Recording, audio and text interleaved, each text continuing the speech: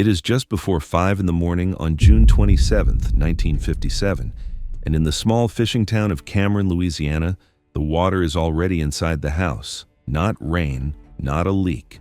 The Gulf of Mexico itself, rising silently through the floorboards while a family sleeps, and within the hour it will be at the ceiling. Survivors who lived through what came next would later say, the storm did not announce itself the way hurricanes are supposed to. There was no slow buildup, no long night of howling wind to brace against. There was only black water, rising 12 hours ahead of every forecast, swallowing an entire parish before most of its residents had even understood they were in danger. By the time the sun rose over Cameron Parish that morning, Hurricane Audrey would already be responsible for one of the deadliest mornings in American weather history, and almost no one had seen it coming.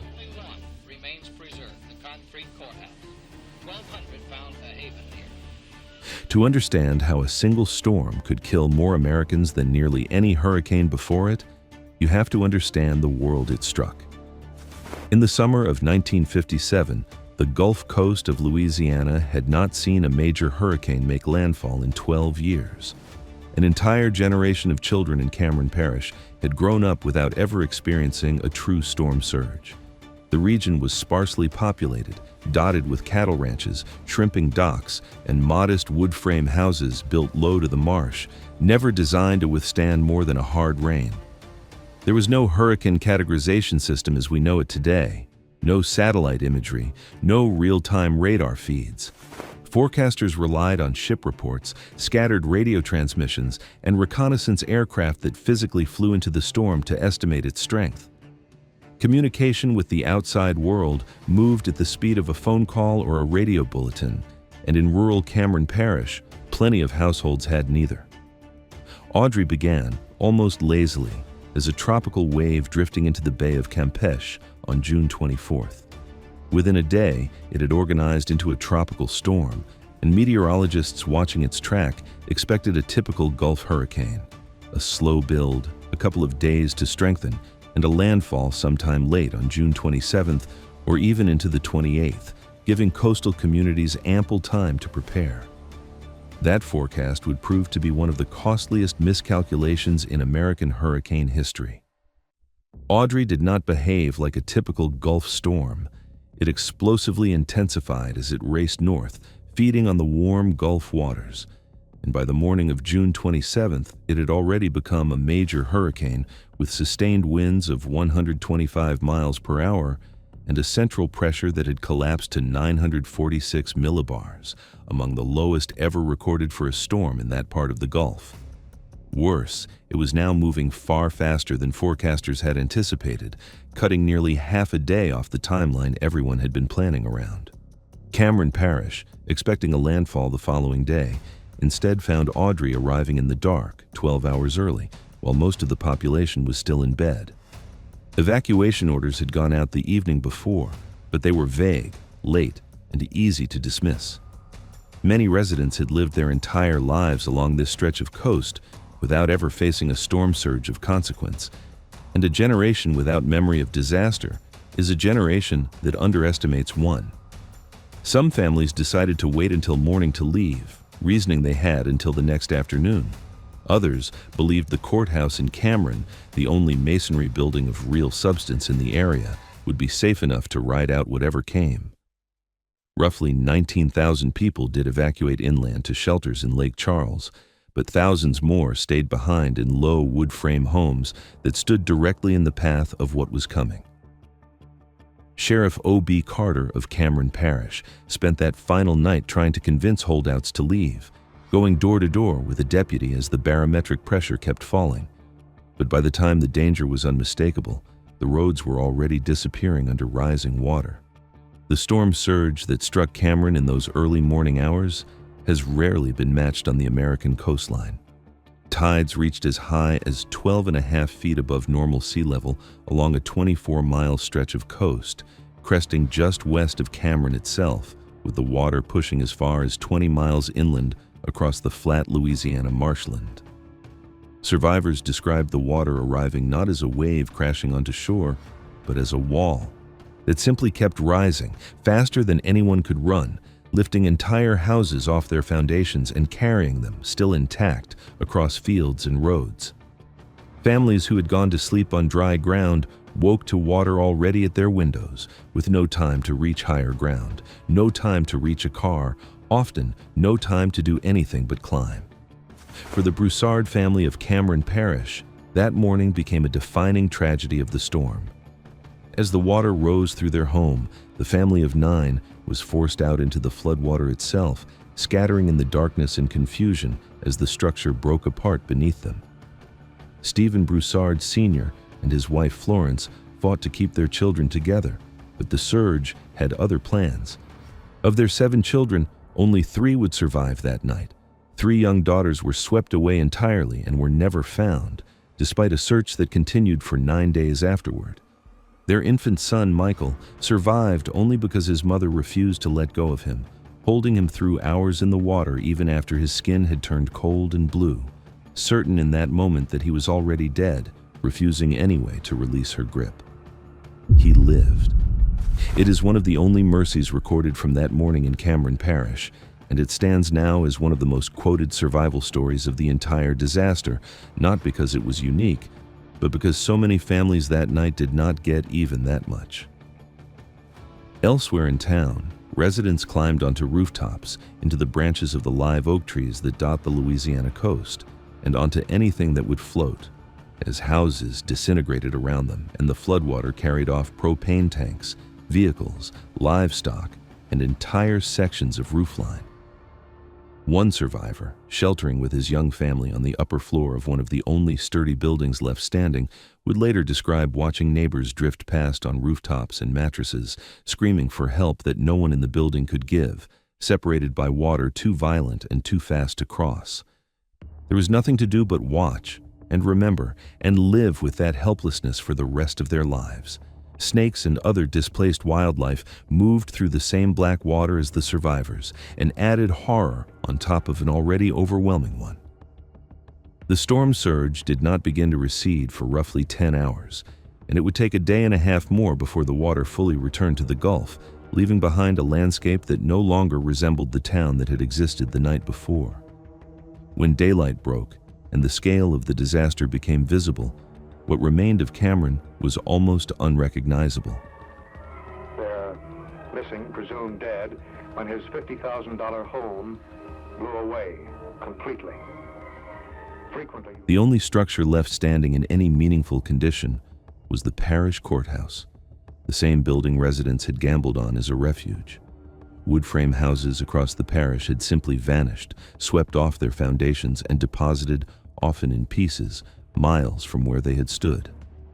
Boats were found resting in the upper branches of trees. Cars were stacked on top of one another in fields far from any road. The transformation of the coastline itself was just as dramatic.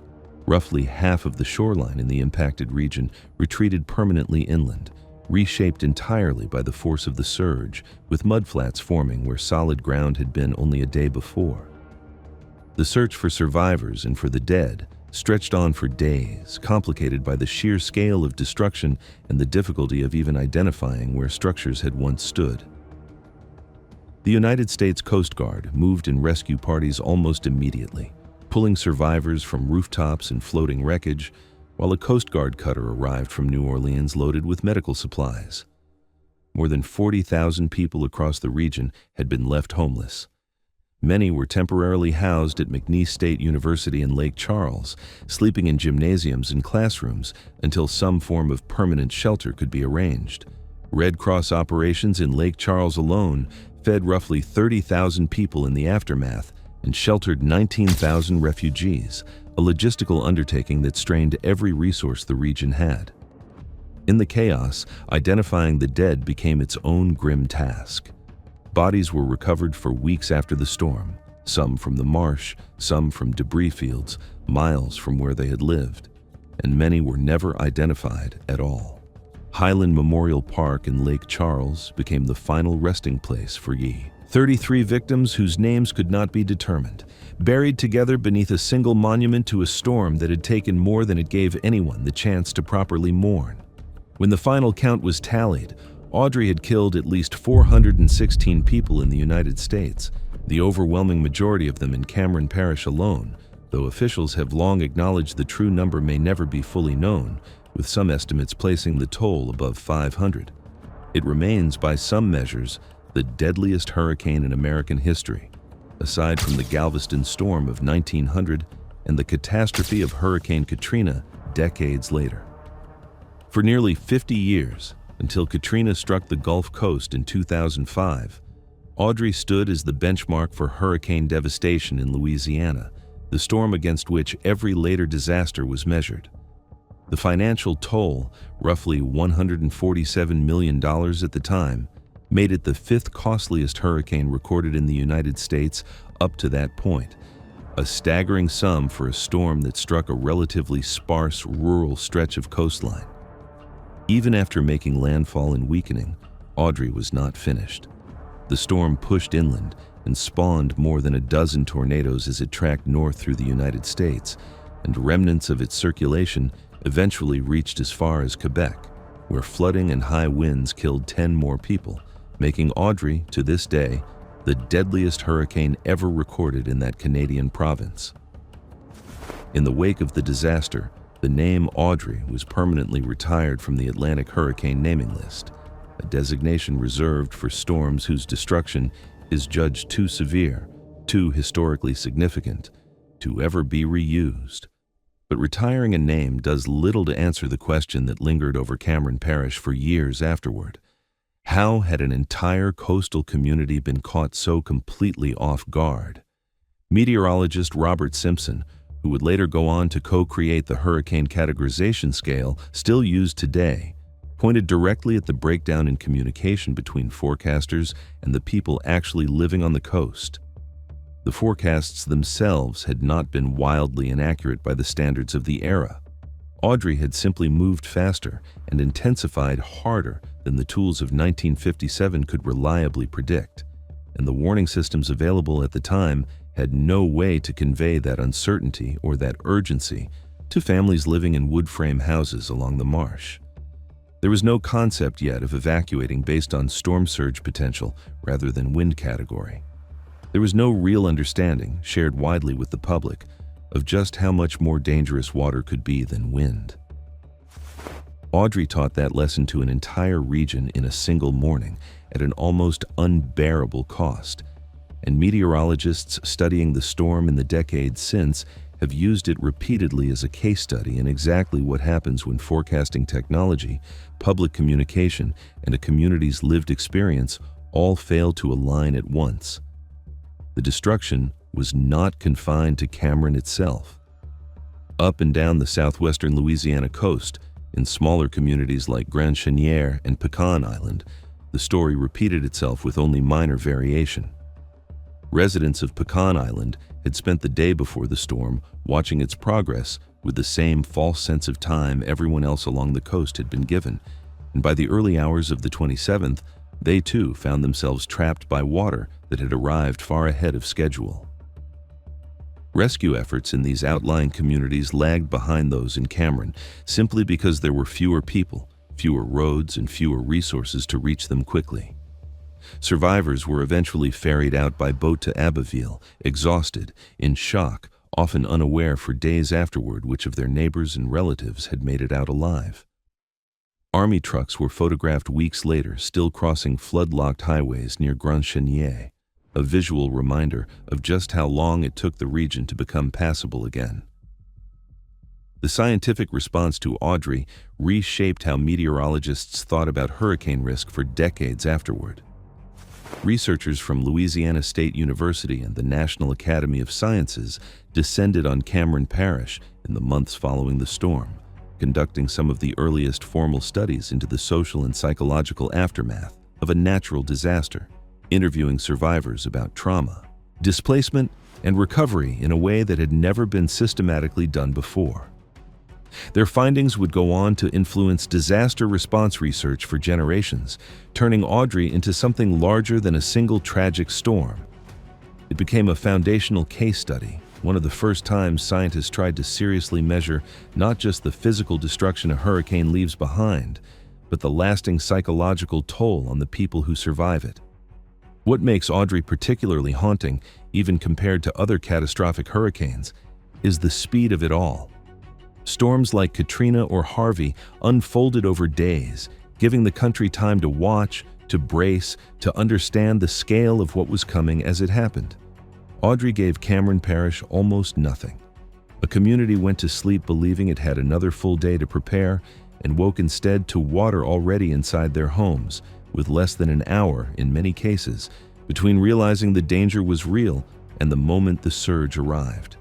There was no live coverage, no viral footage, no real-time alerts buzzing in every pocket. There was only the testimony of those who survived, passed down for decades afterward, kept alive in Cameron Parish through memorials, through oral histories collected by local universities, through families who still, generations later, gather every June to remember a morning that altered the course of their bloodlines entirely. Survivors like the Broussards rebuilt their lives in the same stretch of coastline that had nearly destroyed them, a choice repeated by families up and down the Louisiana shore in the years that followed, a quiet refusal to let one storm have the final word. Cameron Parish was eventually rebuilt, slower and smaller than before, its population never fully recovering to pre-Audrey numbers. The courthouse that had sheltered survivors still stands today, a physical reminder of the one structure that held when nearly everything else around it did not. For decades, Audrey remained the grim standard by which Americans measured hurricane disaster, a name spoken with the same weight Katrina would later carry, until time and a new generation of storms gradually moved it out of the national memory, even as it never left the memory of the people who lived through it. What Audrey leaves behind, more than the wreckage or the statistics, is a warning that has outlived every person who experienced it firsthand.